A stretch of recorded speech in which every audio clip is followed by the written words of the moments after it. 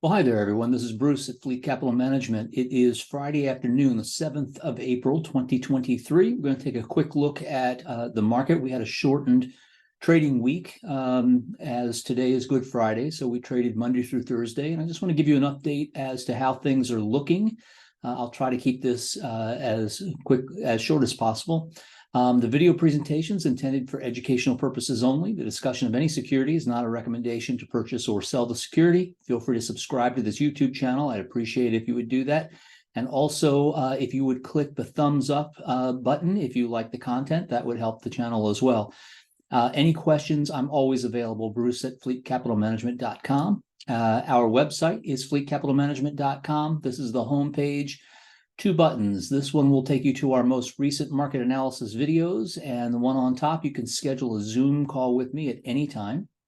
I was taking a look back at some history recently, and what does history say about where we are in the market cycle? Because cycles do tend to repeat themselves.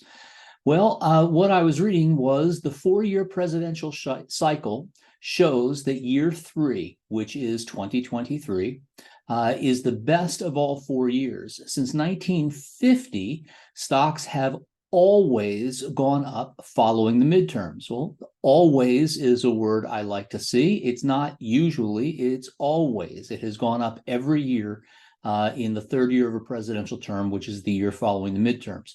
Additionally, history shows a high probability of outsized gains following a down market year. Well, obviously, last year was a down market year. If you put these two things together, we have history on our side at least. So we are waiting patiently for that to come through. Today, even though the market was closed, we did get an employment report.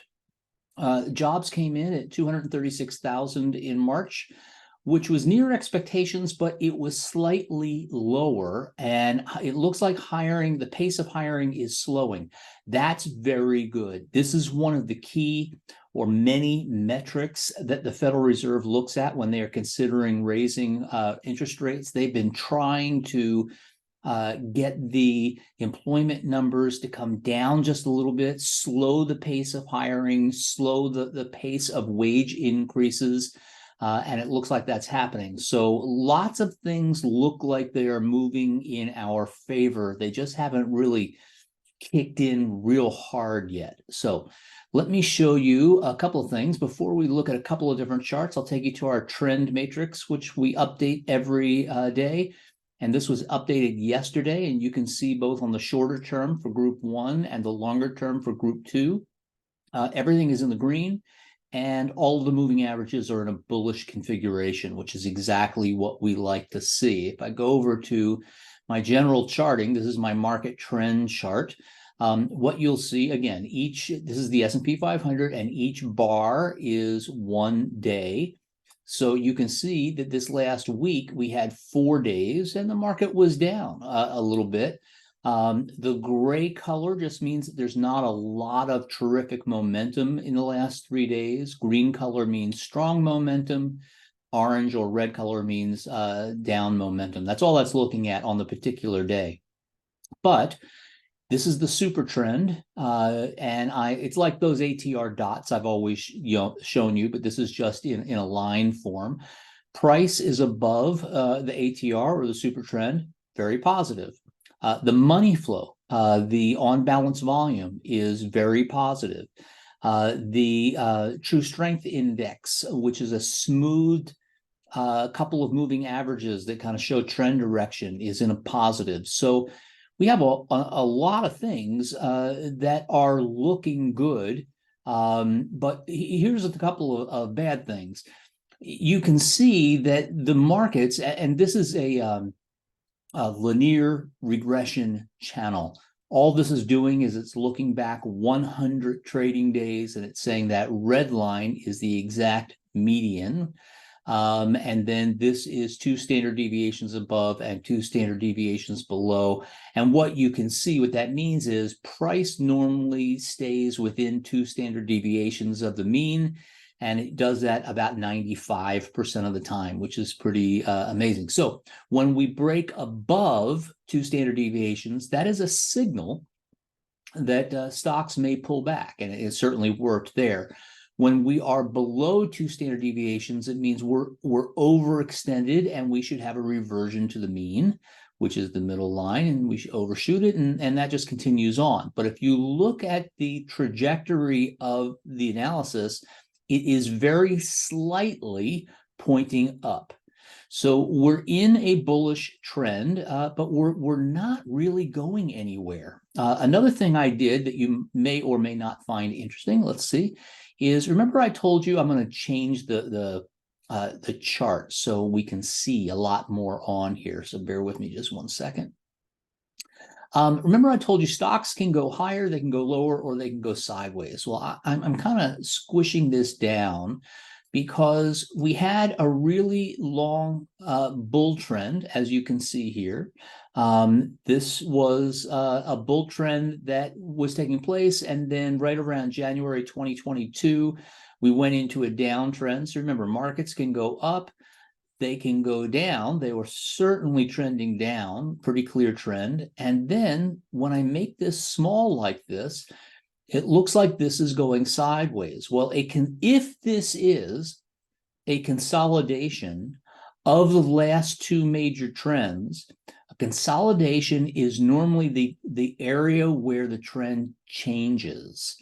So it's very possible that we could be just consolidating before we have a very significant breakout. Now, breakouts can happen to the upside or breakdowns, obviously, to the downside. Following a consolidation, which is kind of a mushing of prices where you're not really going anywhere, that's like coiling a spring. And usually when it breaks out to the upside or to the downside, and I firmly believe this is going to break out to the upside, but we'll just have to wait and see. It usually is a very strong movement. And since we have history and everything else on our side, my best guess is going to break out to the upside. I'm not sure when it's going to happen. It feels like it's coming soon, but we'll see. So that's the market. I did want to show you one system that I use when I buy stocks. And it is, I have 3 different systems that I use to buy stocks. 2 of them are based on quantitative analysis, meaning that there is really not opinion in it. And one of them is a little bit more opinion based on technical analysis. But let me just show you this, and I'll give you an idea of how this works. This is a company that I subscribe to out of Great Britain called Stockopedia. They do fantastic work. They're just a group of pretty high-level academic type people. Many of them are Oxford trained, and they're pretty smart. So what they use is they use hundreds of different fundamental and technical metrics. We call those factors.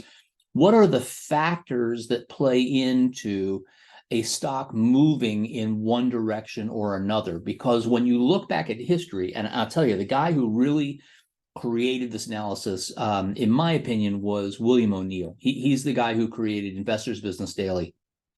He looked back at 100 years of data, and he grouped really strong winning stocks and really poor losing stocks, and he wanted to know what commonalities these 2 different types of stocks had, and he created a list. And he was just astounded how winning stocks had certain things that showed up every single time, and losing stocks had certain things that showed up every single time. So we call those factors. Well, now with pretty significant computer analysis, we can do even, he did that by hand. We have now hundreds of fundamental and technical metrics that make up these factors, and these factors are either looking at the quality of the company. Is it over or undervalued? Then there are growth components and there are momentum. So let's forget growth for a second. But momentum means, is the price moving in the direction you want?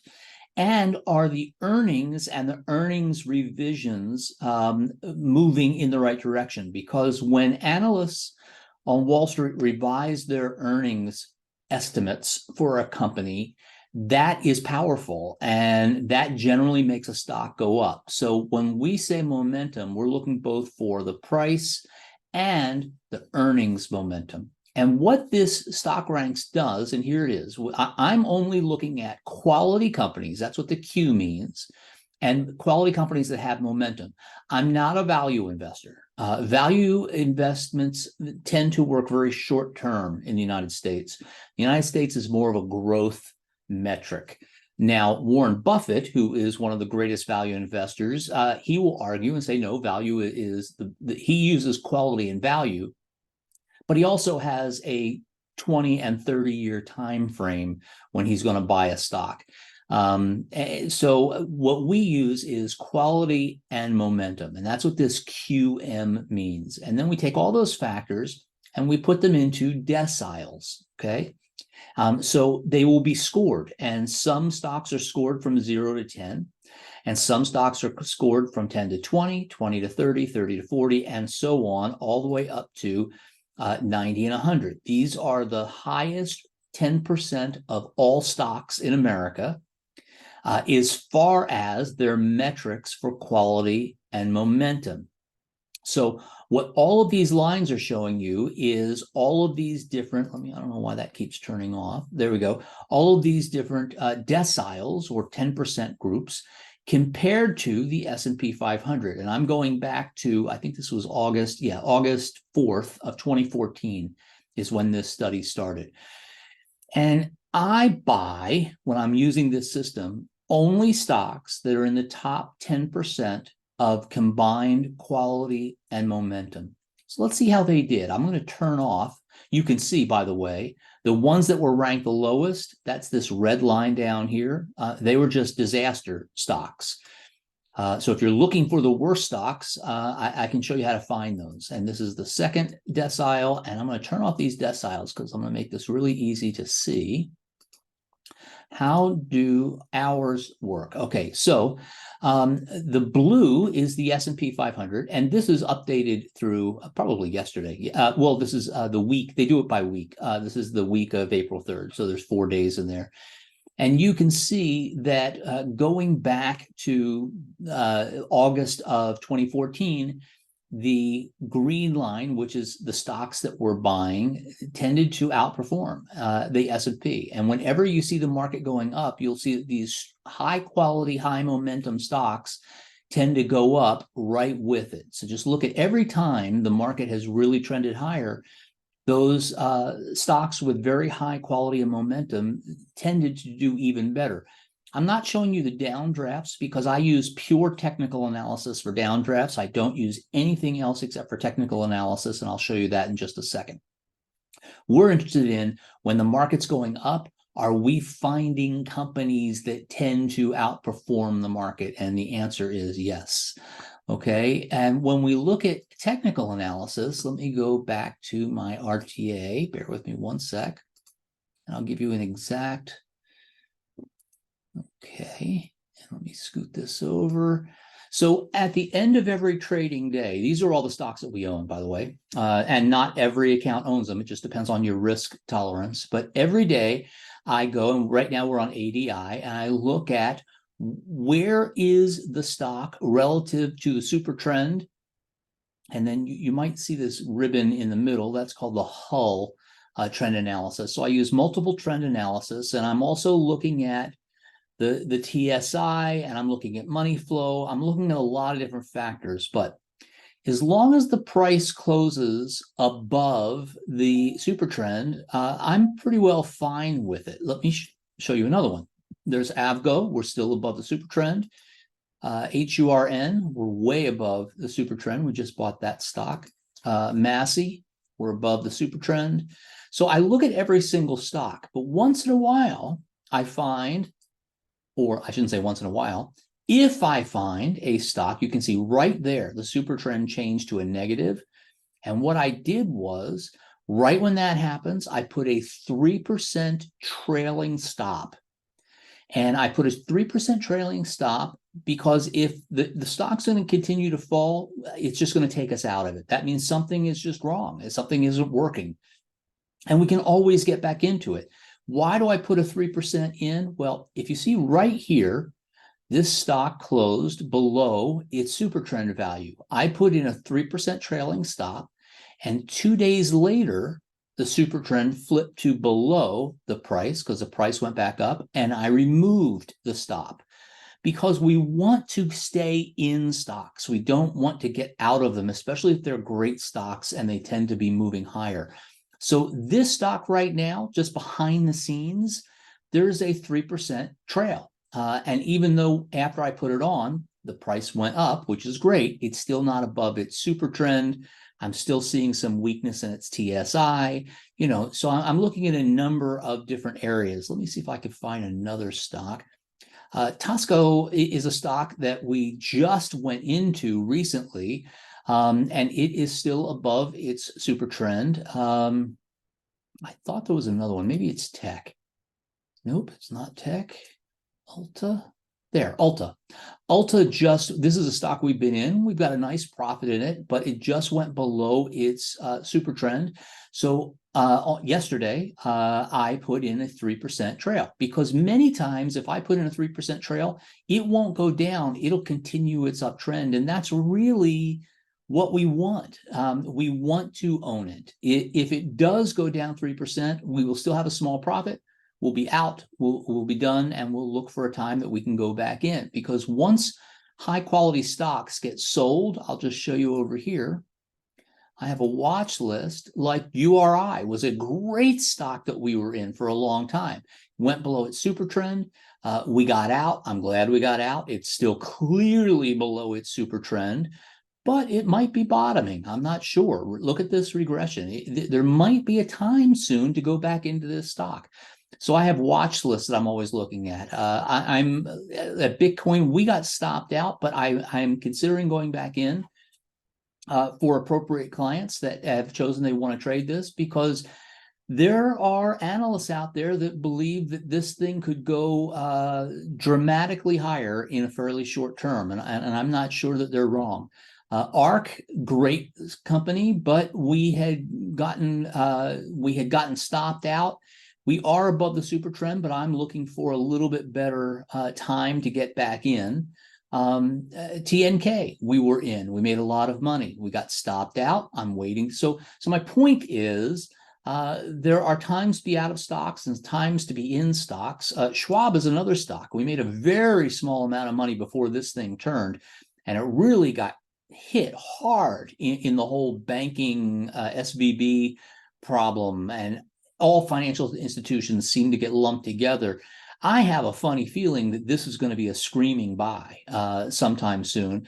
I'm waiting for the TSI to cross up. I would like to see bullish money flow, and I obviously want to see all of my indicators look a little better. So I'm not going to guess and think that, we should go into Schwab because this thing is so low. That's not the way I do it, because it could go lower. And earnings are coming up soon for Schwab, so that could be a catalyst. We'll see. But so my point is, when we come out of a stock, it goes into stock watch, especially if it's an extremely high quality stock that we have made money on before, and we'll look to re-enter when we can. But just to close down this segment, if I go back to market trend and I go back to the S&P 500, we really haven't been doing much. Slight uptrend, but nothing to write home about. We're just waiting for a real significant breakout, which could come at any time, and we're all ready for that. So we're kind of making money so far this year, but we haven't exploded yet, and we're looking for an explosion to the upside, and hopefully that will come sometime soon. So that's all I wanted to share with you today. If you have any questions, always reach out to me. I'm always available, as you know. Have a wonderful weekend, and I'll be back with you on Monday morning, and we'll just get right back into this then. Talk to you soon. Bye-bye.